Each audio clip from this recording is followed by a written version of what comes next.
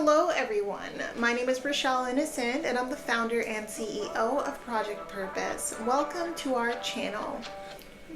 Our community is focused on fostering the intellectual and character development in children. We do this through our parent-child workshops that are focused on 4 themes: autonomy, self-efficacy, compassion, and self-concept, in order to cultivate grit, perseverance, and resilience in each child. And we are so thrilled to be offering one of the first of its kind digital, virtual, and continuous learning environments, enabling parents and children to connect from all around the world. At Project Purpose, our overarching mandate is to renew and rebuild family, community, and relationships. Our different social media platforms provide us with an opportunity to have discussions and to create space for all topics that relate to family, community, and relationships with ourselves as well as with others, with a primary focus on mental health and education. More precisely, the ways that the institutions of mental health and education play a role and have played a role in our societies at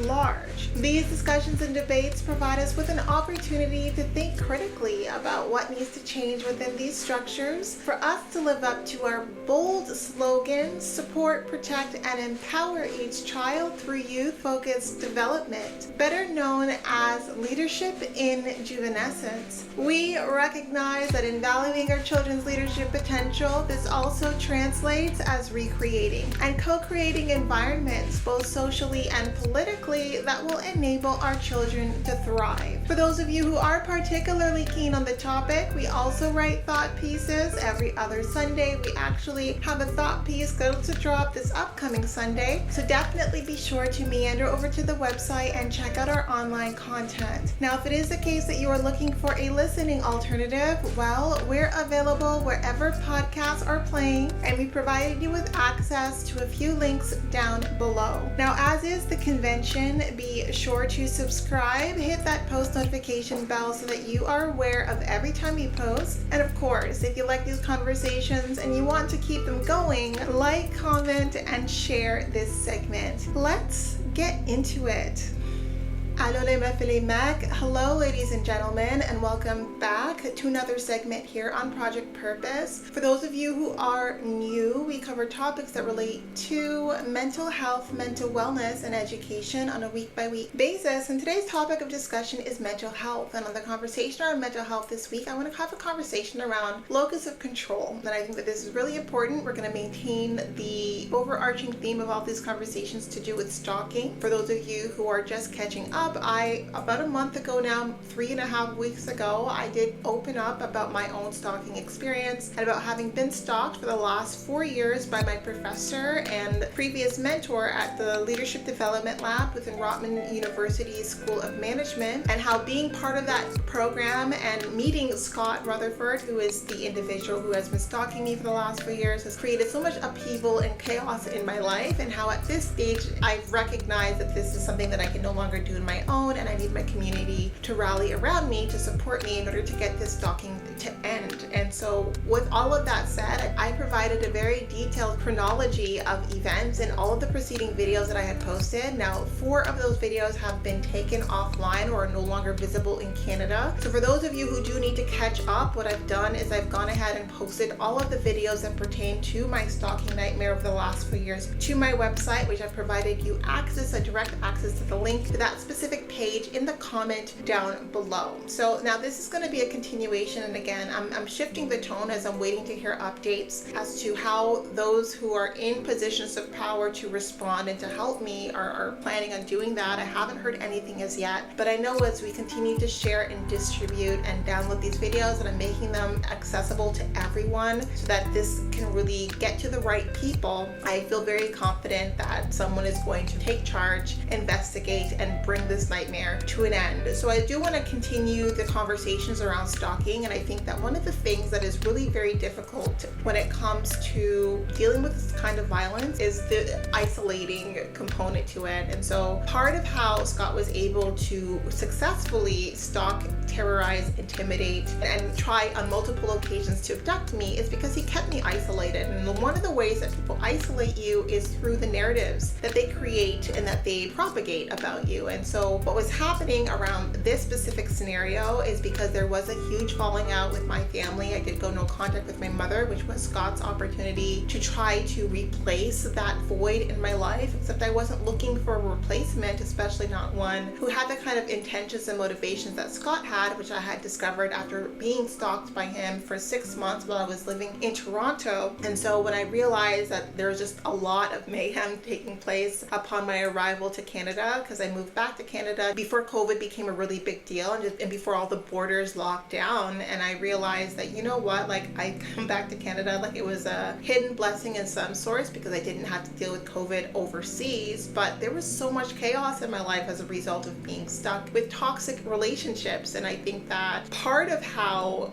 this violence continued to escalate is because Scott found himself very successful in being able to isolate, and part of how violence escalates is through this process of isolation. And so how the isolation took place is by building narratives around me, and this is where he leveraged different people in my community to propagate a bunch of rumors and a bunch of lies about me to further isolate me and to keep people feeling like it was probably not the best idea to reach out to me. And so while people were hopefully concerned about what was going on and about my whereabouts, I was unfortunately on the run. And so I think a little bit about other women who are trying to escape violence and how they try to cling to parts of their past that are touched by the violence. And unfortunately, I think what we don't talk a lot about is that there is this double persona that too many of us are just clueless that this exists. And it makes sense that we're clueless because not a lot of us operate this way, thankfully. But for those who have the sophistication to be abusive and to be violent in private but want to be seen and celebrated in public, they maintain those double personas very effectively. And if there's a threat, so if they feel that someone poses a threat,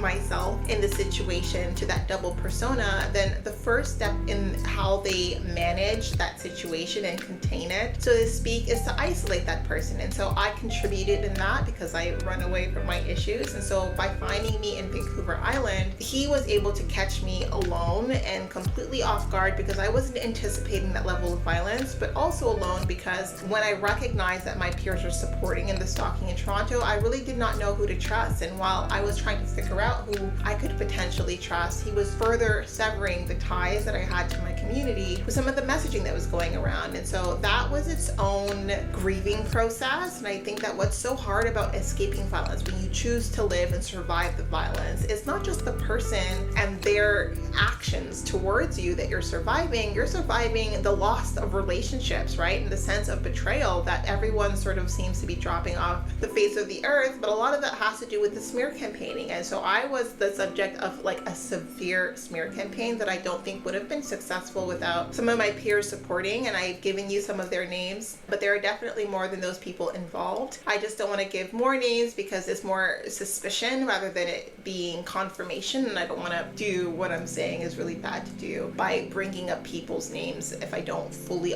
understand or am aware of their role in the stalking and in the smearing that has taken place. I do believe that a lot of people who had involvement were also manipulated, like I was manipulated. And even when it got violent, like recognized that I was still gaslighting myself. Like I still could not believe that I was the subject of such violence because of the circumstances. There was no romantic involvement. There was no breakdown in relationship. This just seemed to happen out of nowhere. And so I think for those women who have survived or are currently surviving violence and are thinking about having an escape plan, I think that part of what you need to recognize needs to be part of that escape plan, at least for the short term, is distance from everyone that was touched by any degrees of separation to the person who's abusing you. And that's because their narrative is what they're going to use to defend themselves against you. And if they can't destroy you physically, they're going to do whatever they can to destroy you in the way that they speak about you, to destroy your reputation, to destroy your credibility, because they need to keep that double persona. They want to be celebrated in public while they maintain their violence in private. And so part of how I was able to circumvent that was I was ready to give him Toronto. I was ready to give him Ontario. And then he found me in Vancouver. I was ready to give him the country. I moved to Portugal. The smear campaign continued. And only when I realized that like there was no escaping his violence, like he was going to follow me to the ends of the earth, and also with the now involvement of my partner who had a completely different strategy, that I come now after 4 years to speak about like, hey, I need support. Like there's no avenue that I haven't tried independently. But part of how I was able to stay away from some of the schemes that I felt like he had underway was just keeping keeping quiet, so not confirming or denying any of the rumors, any of the lies. And for those who chose to believe those rumors or those lies, I let them believe it. And that is a very difficult muscle to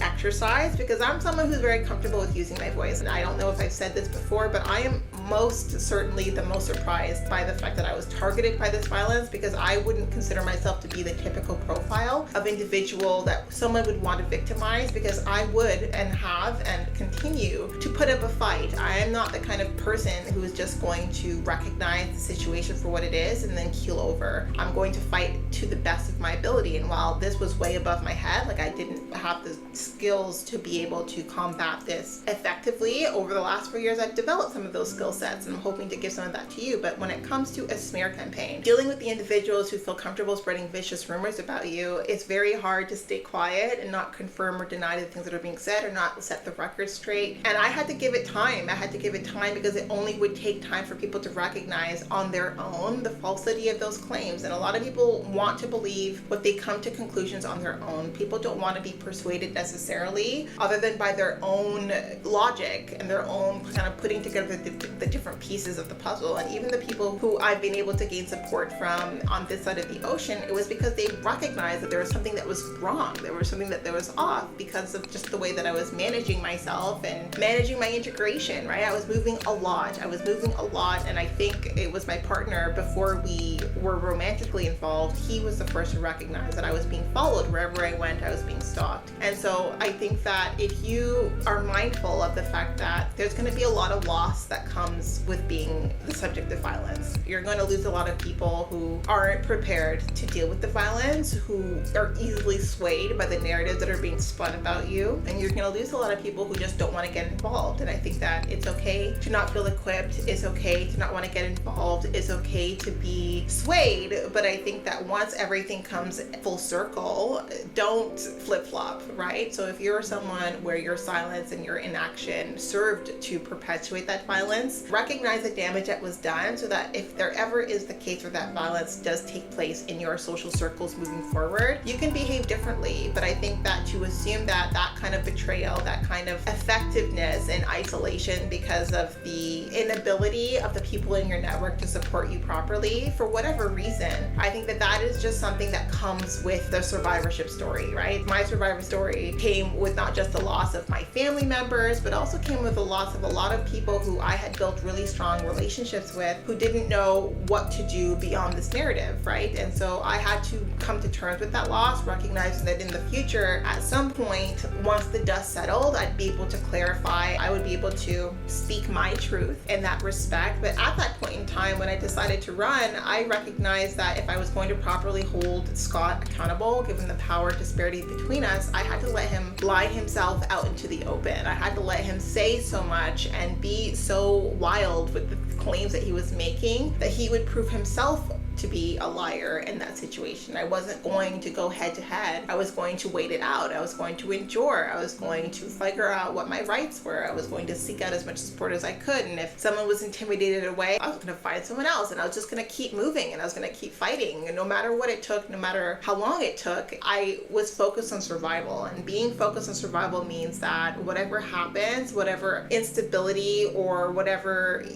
turn and twist that road took, I took that turn and twist, and I adapted to it. And I adapted over the last few years to a lot of instability in my life, a lot of faces, places, and situations. And I'm hoping for some stability now, right? I don't want to keep running. I don't want to keep looking over my shoulder, and I don't want to keep worrying about what's going to happen next. Where's the next attack going to come from? And I'm just so tired of living in that state of fight or flight. I need support to get out of it. And so I want to talk a little bit about that, about the isolation factor, and about how you can try to combat it, but I think that the best way of going about it is to wait it out, because if they're looking to discredit you, a lot of the times they've seen your lack of cooperation miles ahead before you recognize what was going on, and that you weren't going to cooperate. And they built that narrative way before you have an opportunity to recognize that the narrative was there and then rise up to defend yourself. So I think that the isolation is going to happen, and unfortunately we're going to have to just let it happen and let those rumors spin out of control, so that after the fact we can hold people accountable and really give a true count of events. And so that's the way that I played this situation, because I didn't think that